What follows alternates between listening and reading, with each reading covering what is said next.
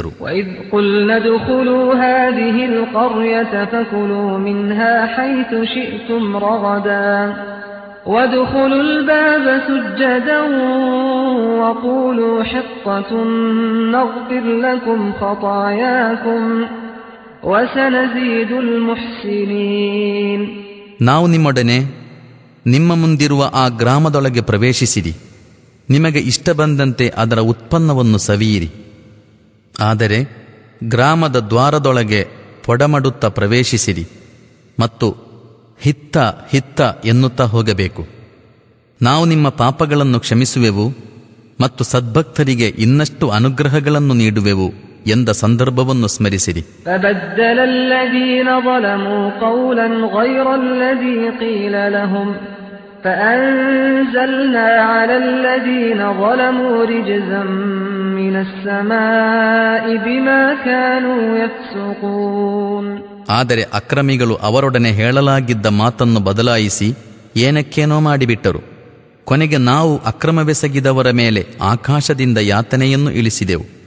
ಅದು ಅವರು ಮಾಡುತ್ತಿದ್ದ ಆಜ್ಞೋಲ್ಲಂಘನೆಗಳಿಗೆ ಶಿಕ್ಷೆಯಾಗಿತ್ತು. وَإِذِ اسْتَسْقَىٰ مُوسَىٰ لِقَوْمِهِ فَقُلْنَا اضْرِب بِّعَصَاكَ الْحَجَرَ فَانفَجَرَتْ مِنْهُ 12 عَيْنًا قَدْ عَلِمَ كُلُّ أُنَاسٍ مَّشْرَبَهُمْ كُلُوا وَاشْرَبُوا مِن رِّزْقِ اللَّهِ وَلَا تَعْثَوْا فِي الْأَرْضِ مُفْسِدِينَ. ಮೂಸಾ ತಮ್ಮ ಜನಾಂಗಕ್ಕಾಗಿ ಜಲವನ್ನು ಬೇಡಿದ ಸಂದರ್ಭವನ್ನು ಸ್ಮರಿಸಿರಿ.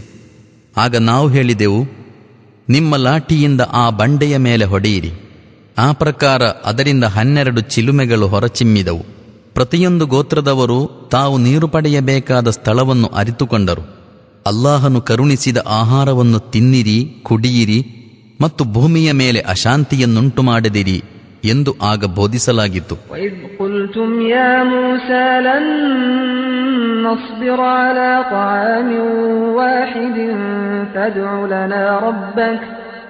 فَادْعُ لَنَا رَبَّكَ يُخْرِجْ لَنَا مِمَّا تُنبِتُ الْأَرْضُ مِن بَقْلِهَا وَقِثَّائِهَا وَفُومِهَا وَعَدَسِهَا وَبَصَلِهَا قَالَ أَتَسْتَبْدِلُونَ الَّذِي هُوَ أَدْنَىٰ بِالَّذِي هُوَ خَيْرٌ اهْبِطُوا مِصْرًا فَإِنَّ لَكُم مَّا سَأَلْتُمْ وَضُرِبَتْ عَلَيْهِمُ الذِّلَّةُ وَالْمَسْكَنَةُ وَبَاءُوا بِغَضَبٍ مِّنَ اللَّهِ ذَلِكَ بِأَنَّهُمْ كَانُوا يَكْفُرُونَ بِآيَاتِ اللَّهِ وَيَقْتُلُونَ النَّبِيِّينَ بِغَيْرِ الْحَقِّ ذَلِكَ بِمَا عَصَوْا وَكَانُوا يَعْتَدُونَ.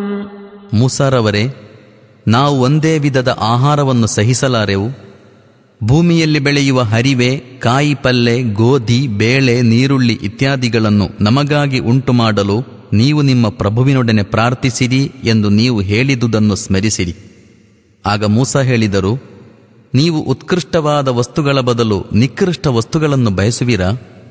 ಹಾಗಿದ್ದರೆ ನೀವು ಯಾವುದಾದರೊಂದು ಪಟ್ಟಣದಲ್ಲಿ ಹೋಗಿ ವಾಸಿಸಿರಿ. ನೀವು ಕೇಳುತ್ತಿರುವುದೆಲ್ಲ ಅಲ್ಲಿ ಸಿಗುವುದು. ಕೊನೆಗೆ ನಿಂದೆ ಮತ್ತು ದಾರಿದ್ರ್ಯಗಳು ಅವರನ್ನಾವರಿಸಿದವು ಮತ್ತು ಅವರು ಅಲ್ಲಾಹನ ಕ್ರೋಧಕ್ಕೆ ಪಾತ್ರರಾದರು. ಇದೆಲ್ಲ ಅವರು ಅಲ್ಲಾಹನ ವಚನಗಳನ್ನು ನಿರಾಕರಿಸುತ್ತಿದ್ದುದರ ಮತ್ತು ಪ್ರವಾದಿಗಳನ್ನು ಅನ್ಯಾಯವಾಗಿ ಕೊಲೆಗೈಯುತ್ತಿದ್ದುದರ ಫಲವಾಗಿತ್ತು. ಇದು ಅವರ ಆಜ್ಞೋಲ್ಲಂಘನೆಯ ಮತ್ತು ಧರ್ಮ ಸೀಮೋಲ್ಲಂಘನೆ ಮಾಡುತ್ತಲೇ ಸಾಗುತ್ತಿದ್ದುದರ ಪರಿಣಾಮವಾಗಿತ್ತು. الذين آمنوا والذين هادوا والنصارى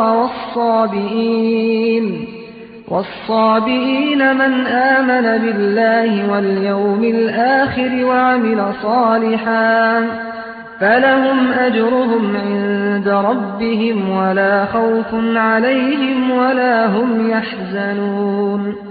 ನಿಶ್ಚಯವಾಗಿಯೂ ಪೈಗಂಬರರನ್ನು ನಂಬುವವರಿರಲಿ, ಯಹೂದಿಯರಿರಲಿ, ಕ್ರೈಸ್ತರಿರಲಿ, ಸಭೆಯನರಿರಲಿ, ಯಾರು ಅಲ್ಲಾಹ್ ಮತ್ತು ಪುನರುತ್ಥಾನ ದಿನದ ಮೇಲೆ ವಿಶ್ವಾಸವಿಟ್ಟು ಸತ್ಕರ್ಮಗಳನ್ನು ಮಾಡುವರೋ ಅವರಿಗೆ ಅದರ ಪ್ರತಿಫಲವು ಅವರ ಪ್ರಭುವಿನ ಬಳಿ ಇದ್ದೇ ಇದೆ.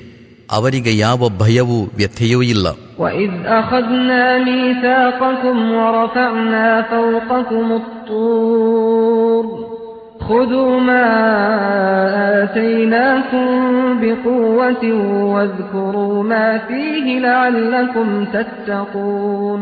ನಾವು ತೂರ್ ಪರ್ವತವನ್ನು ನಿಮ್ಮ ಮೇಲೆ ಎತ್ತಿ ಹಿಡಿದು ನಿಮ್ಮಿಂದ ಬಲವಾದ ಕರಾರನ್ನು ಪಡೆದು ನಿಮಗೆ ನೀಡಲಾಗುತ್ತಿರುವ ಗ್ರಂಥವನ್ನು ಭದ್ರವಾಗಿ ಆಧರಿಸಿಕೊಳ್ಳಿರಿ ಮತ್ತು ಅದರಲ್ಲಿ ಉಲ್ಲೇಖಿಸಿರುವ ಆಜ್ಞೆಗಳನ್ನು ಬೋಧನೆಗಳನ್ನು ನೆನಪಿಟ್ಟುಕೊಳ್ಳಿರಿ.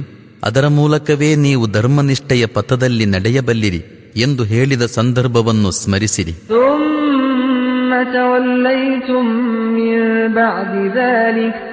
فلولا فضل الله عليكم ورحمته لكنتم من الخاسرين.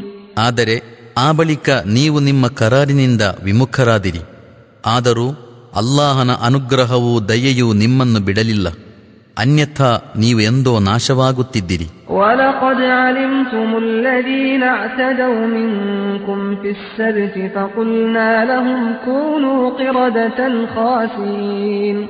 ನಿಮ್ಮ ಜನಾಂಗದವರ ಪೈಕಿ ಸಬ್ತಿನ ನಿಯಮವನ್ನು ಮುರಿದವರ ವಿಷಯ ನಿಮಗೆ ತಿಳಿದೇ ಇದೆ. ನಾವು ಅವರೊಡನೆ ನೀವು ಕಪಿಗಳಾಗಿರಿ ಮತ್ತು ಎಲ್ಲ ಕಡೆಗಳಿಂದಲೂ ಧಿಕ್ಕರಿಸಲ್ಪಡುವ ಸ್ಥಿತಿಯಲ್ಲಿ ನೀವಿರಿ ಎಂದು ಹೇಳಿದೆವು.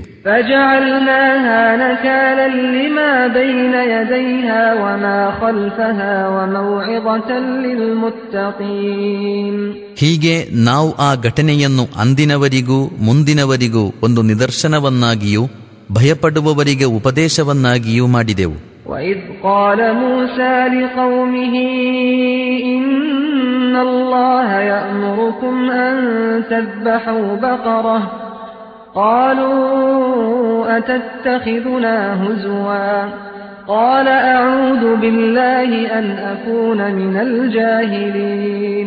ಮೂಸಾ ತನ್ನ ಜನಾಂಗದೊಡನೆ ಒಂದು ಗೋವನ್ನು ಬಲಿದಾನ ಕೊಡಲು ಅಲ್ಲಾಹನು ನಿಮಗೆ ಆಜ್ಞಾಪಿಸುತ್ತಾನೆ ಎಂದು ಹೇಳಿದ ಸಂದರ್ಭವನ್ನು ಸ್ಮರಿಸಿರಿ. ಅವರಂದರು, ನೀವು ನಮ್ಮನ್ನು ಅಣಕಿಸುತ್ತೀರಾ?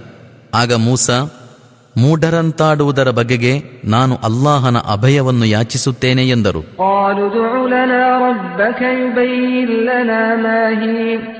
قال إنه يقول إنها بقرة لا فارض ولا بكر عوان بين ذلك فافعلوا ما تؤمرون.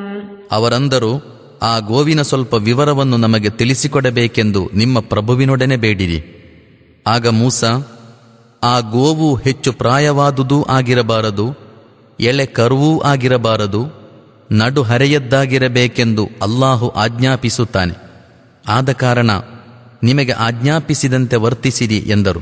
قالوا ادع لنا ربك يبين لنا ما لونها قال إنه يقول إنها بقرة صفراء فاقع لونها تسر الناظرين.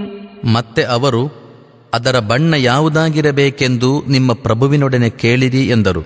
ಆಗ ಮೂಸಾ, ಅದು ಪ್ರೇಕ್ಷಕರ ಕಣ್ಮನಗಳನ್ನು ತಣಿಸುವಂತಹ ಹೊಂಬಣ್ಣದ ಗೋವಾಗಿರಬೇಕೆಂದು ಅವನು